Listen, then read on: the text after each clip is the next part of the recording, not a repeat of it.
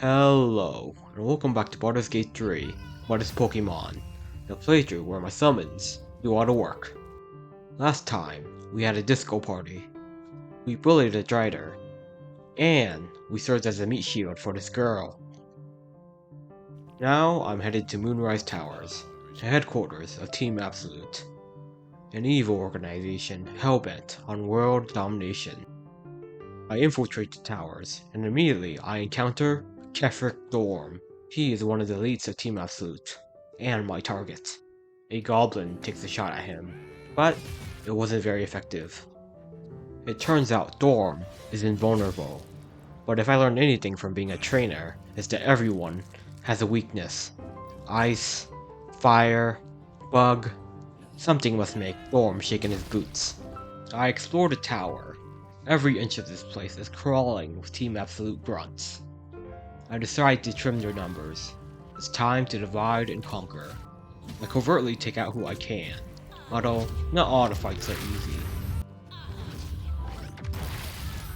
Get off the bookshelf, lady. My efforts now should make an upcoming fight easier, although I think all this fighting gave me a cold. So I go to the House of Healing, hoping for treatment. But I don't think the doctors here are very good. The doctor offers me a free operation. Hard to say no to that, but I want to know what I'm getting myself into. So to assure me, the doctor does a demonstration on himself.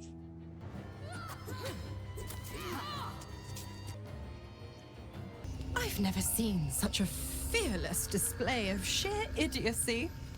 Bravo! From there, I head into Shar's temple. Somewhere within lies the secret to Ketheric's weakness. I just need to find it. I get into a fight with some skeletons, and I have to say, that was one of the most boring, tedious fights of the playthrough yet. The skeletons are resistant to so many damage types, and there are just so many of them. Hope I never have to do that again. So anyways, I do that again. This time, however, is even worse because I lose. My Pokemon are unable to destroy the portals efficiently, and they spew out skeletons like there's no tomorrow.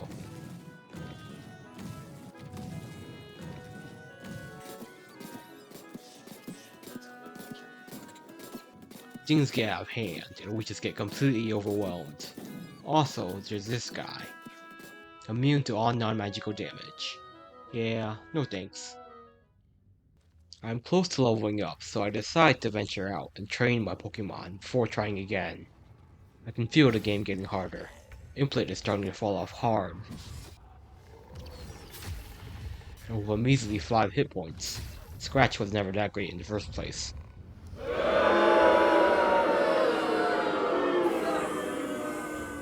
I'm sorry, it's true. We all reach level 7, and we get some new spells and some new Pokemon. Gale now has Aether, a steel and fire type. Hopefully, it's what we need to overcome the skeletons. I return to Shar's temple and commence the fight. We're actually doing okay. Shadowheart accidentally hits a portal. Damn it, not again. I broke the rules. I have to restart. I return to Shar's temple and commence the fight. For real this time. Immediately, I have Will teach Boreon and Aether fly so they can get around better. The strategy of the fight is simple. Destroy the portals at all costs. Shadowheart unveils her new Pokemon, Guard of Faith.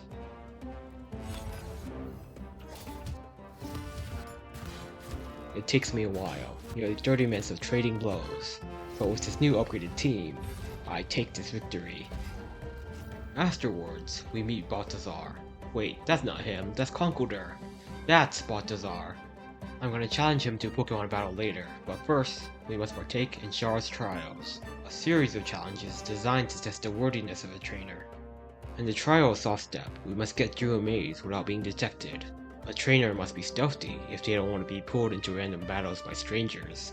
Shadowheart uses Pass Without a Trace and effortlessly gets by. Easy. In the trial of Faith Leap, you must navigate a path made of invisible platforms. A trainer must be perceptive and nimble if they are to navigate this dangerous world. I have Will fly over the platforms. Work smart, not hard. Another easy one. In the trial of self-same, we must face our clones. Everybody knows that a trainer's greatest weakness is themselves. Okay, this one was not easy, and I'll show you why.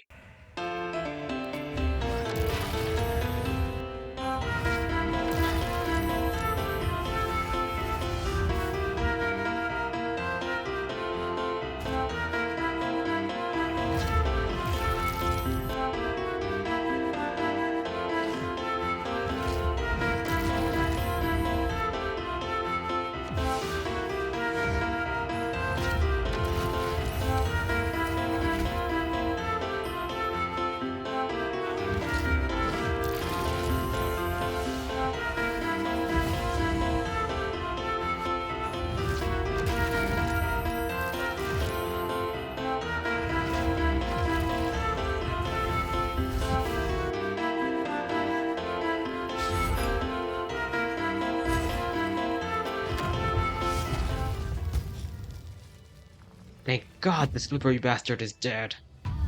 We did it. We beat the trials, and overcame our greatest weakness, AoE attacks.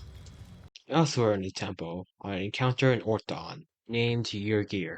He is trapped in a contract where he has to kill all followers of Shar in this temple, but there is some trick in his contract stopping him from completing his job.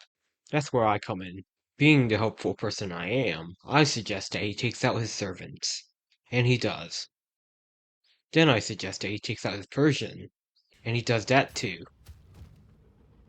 I've never seen such a fearless display of sheer idiocy. Bravo! Now that he's alone, it's an easy fight. I summon Conkeldurr. Balthazar let me borrow him for a bit, but honestly, he wasn't even needed. We surround Yrgir and proceed to give him a walloping. He fights back, but he is hopelessly outnumbered. He turns invisible from time to time, but I simply have Skeleton shoot him out of it. And that's that. I win the battle. Now I'm ready for a real boss fight. With Balthazar, I challenge him to a Pokemon battle. My team versus his team. I don't expect to win right now, but I want to dip my toes in the water and know what I'm up against. The battle starts. Balthazar drinks a potion of haste and instantly takes Gale down to half health. On his second turn, he uses Cloud Kill, a massive AoE attack that lingers. Then he runs away and downs Gale. It's pretty much game over from this point. Okay, what did I learn from that experience? Balthazar does a lot of damage. Not really helpful. My second attempt goes a little bit better, but this time I run into a different problem. Balthazar is a slippery eel.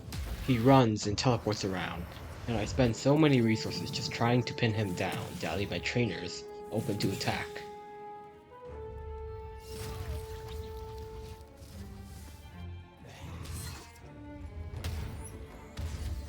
My third attempt also ends in failure, but by now I'm realizing something.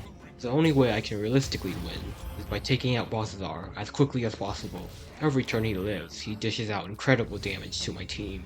I have to strike at him hard and fast, and I think I have a way of doing that. Before initiating combat, I bunch up my Pokemon and enter turn-based mode to pause the game. I then give Azure haste, and I give Boreon and Azure both flight. Now here's the ace up my sleeve, a haste spore grenade. I throw it onto my Pokemon, enveloping them in a cloud. Passing through the spore cloud will give any creature haste.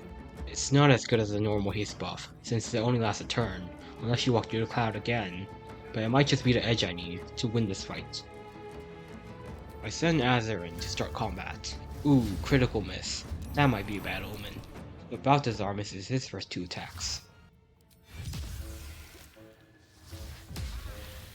I lay everything I have into Balthazar.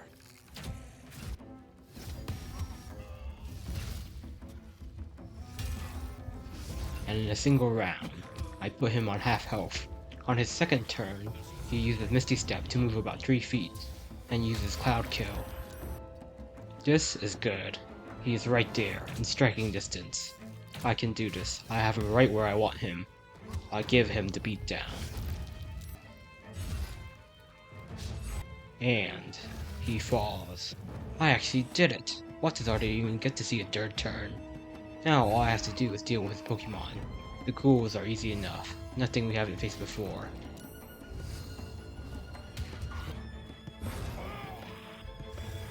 Conkeldurr takes a little bit more work, while our numbers bring him down.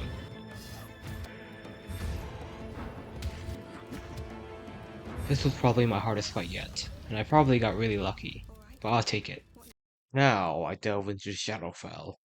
Somewhere here lies Ketheric Dorm's weakness. I make my way to the bottom, and there I find it. Gray skin, bulging biceps. It can only be one thing. It's Machoke. Is this what Ketheric Dorm is so afraid of? Understandable. I freed a Machoke, and it takes flight. I'm pretty sure Machokes aren't supposed to know how to fly, but whatever. Now it's time to return to Moonrise and give Ketheric his dues. We meet up with Jaheira and her Harpers, and we storm the gates. A sizable force blocks our way, but they're not as many as there could be. Good thing we took so many of them out earlier. Now I'm gonna be honest here. I came into this fight thinking I would steamroll these chumps. I had pretty much already cut their numbers in half, and I had just beaten Balthazar. And they can't be harder than Balthazar, right? But then this happens. Literally, in the span of seconds, 3 of my Pokemon are absolutely destroyed. Azur didn't even get to do anything. He was just summoned seconds ago. This is devastating. Already, all my confidence has melted away. But I fight on. I send Scratchin. Maybe he can do something. Spoiler, he doesn't. The next series of victims hit the chopping block. Connor faints. Scratch faints. Pimplet faints. And Honedge faints. An enemy uses Hunger of Adar on my entire team. But luckily, Skeleton breaks their concentration immediately. At least something is going my way. Then, something weird starts to happen. The Harpers actually land their attacks. I keep resummoning Connor. He's actually super useful as a distraction. He's already taken so many hits for us. I can say the same thing about Jaheira actually. Somehow I managed to pull it together. We hold the high ground, and I can't believe I'm actually saying it. The Harpers are actually extremely useful.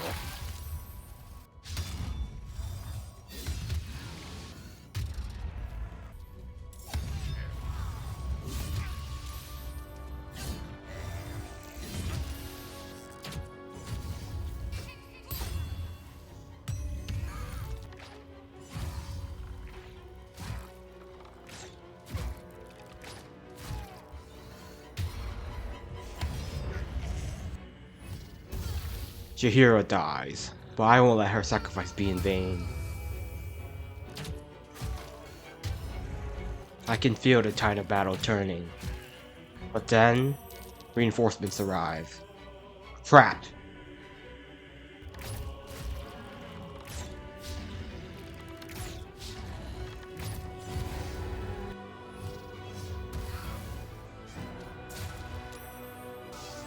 We hold against their assault.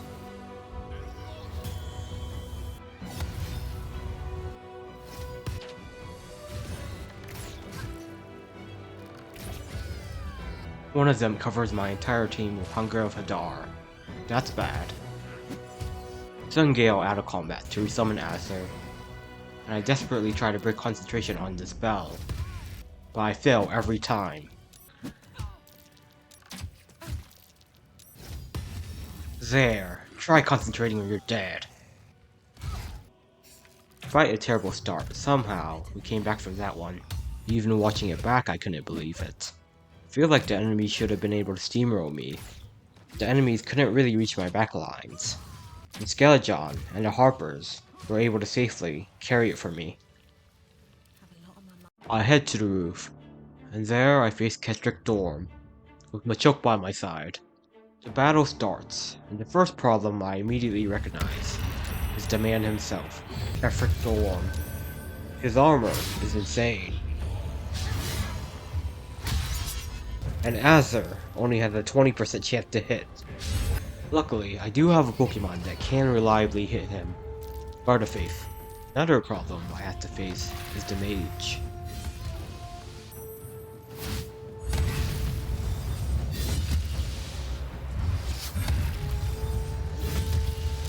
I give Machoke haste. Surely she will carry us. Maybe not, actually. I quickly deal with the mage.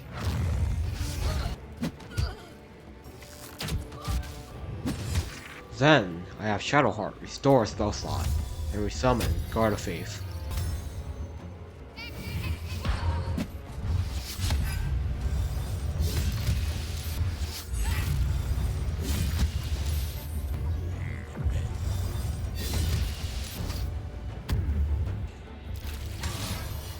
Oh my god. She must have a 1% chance to hit. Storm is on half health. No thanks to Machoke. I focus all attack on him.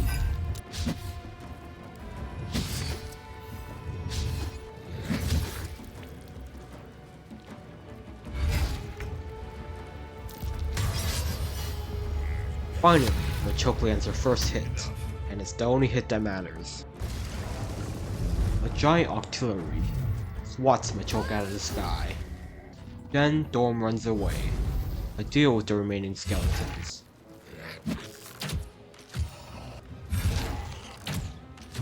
Then, I hop down a flesh hole. We enter a gruesome world, but it's not so bad, because there I find a familiar face, or rather, brain. It's us! My first ever Pokemon.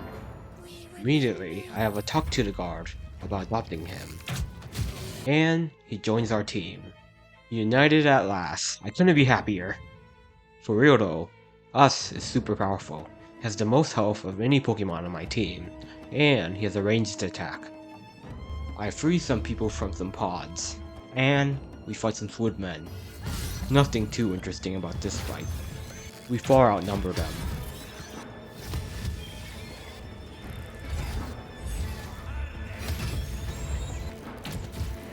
Something strange does happen though.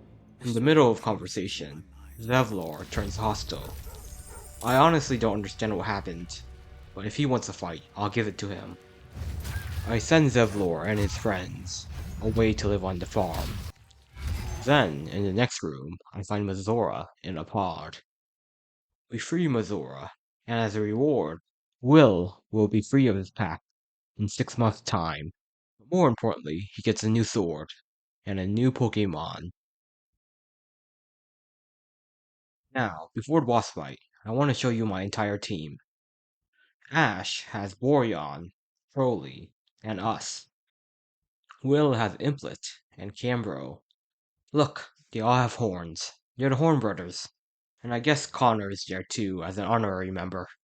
Shadowheart has the most Pokemon overall. She has Scratch, Zombob, Honedge, and Gardefaith. And finally, Gale.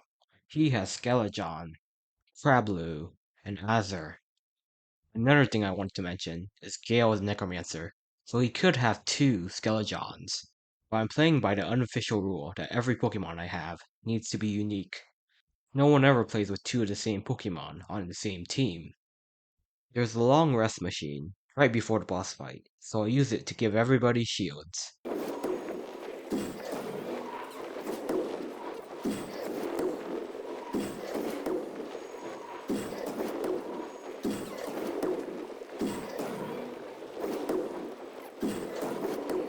Now I'm ready to delve into the heart of Team Absolute. What will I discover there? I eavesdrop onto a conversation between what appears to be the 3 elites of Team Absolute. The Elite 3, you might say. Then I discover the source of Team Absolute's power. They are in possession of a legendary Pokemon, the Elder Brain.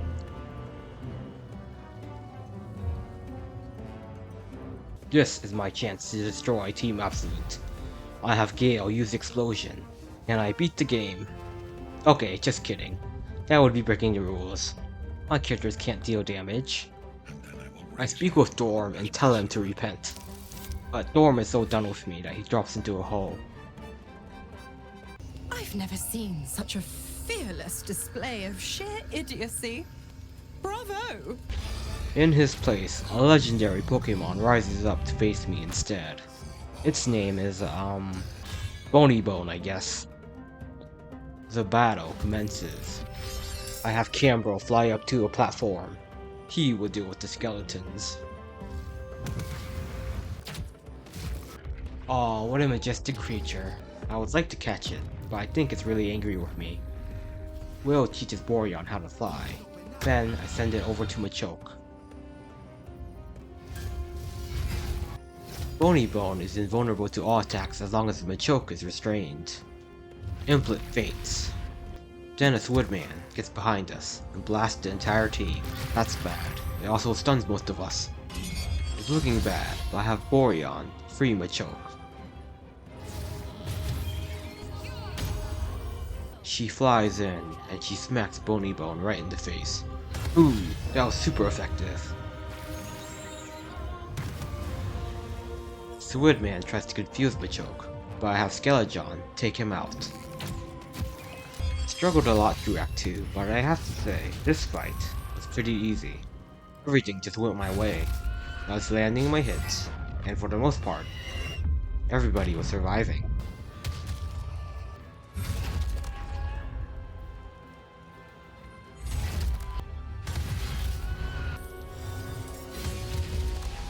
Us uses Psybeam, and it's super effective.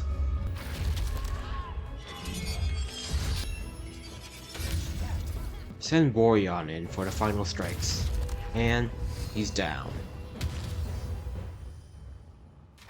Ketheric Dorm faints, and Machoke flies in to use Stomp. I don't think she understands the rules. We're supposed to stop after our opponents faint. Professor Oak comes and explains the plot of the game. I don't really listen though. I already have the gist of it. Gotta catch 'em all, yada yada. And we did it. We beat Act 2.